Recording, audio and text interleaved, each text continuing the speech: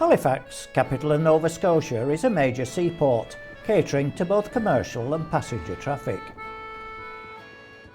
A row of figureheads stand at the entrance to the terminal, from where you can take all kinds of trip around the harbour area. We decided to do the harbour walk, passing the statue of Samuel Cunard, who was born here.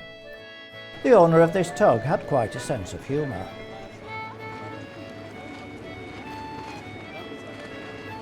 HMS Dragon was just entering the harbour, along with RFA Tide Search, as part of the support for the new aircraft carrier HMS Queen Elizabeth, who were taking part in trials in the North Atlantic.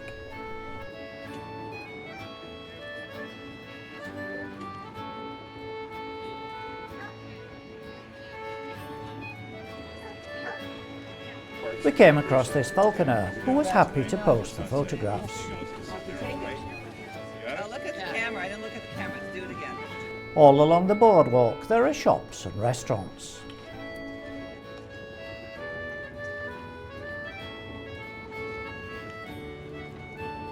The strangest named restaurant was the Bicycle Thief. Amongst the most interesting features is the Get Drunk Fall Down lamppost sculpture.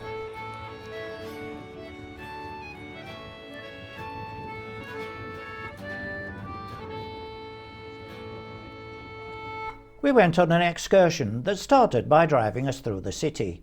Here we saw the damage Hurricane Dorian did to this tower crane, which collapsed onto an apartment block and took over 6 weeks to remove.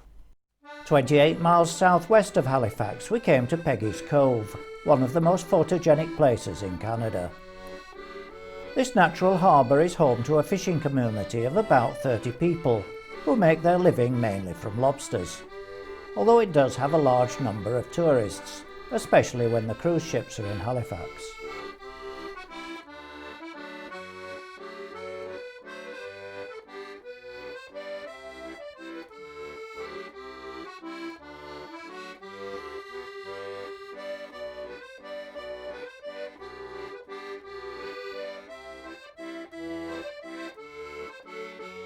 The coast here consists of 400 million year old granite rock, which can be very slippery. Signs warn visitors that injury and death have rewarded careless sightseers here. It's also a danger to shipping, so in 1868 the famous lighthouse was built. This is now the most photographed lighthouse in Canada.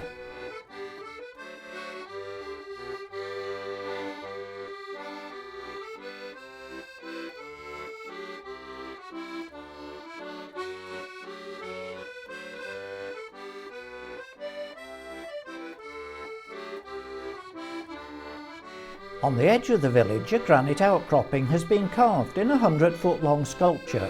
It depicts 32 fishermen, their wives and children, enveloped by the wings of St. Elmo, the patron saint of sailors. The Anglican Church is a heritage site. Once back on our ship, we saw Holland America's Zaandam departing, and got a closer look at Queen Elizabeth and the Merlin helicopters that were specially designed for her. Then we cruised out of Halifax Harbour to sail to the USA.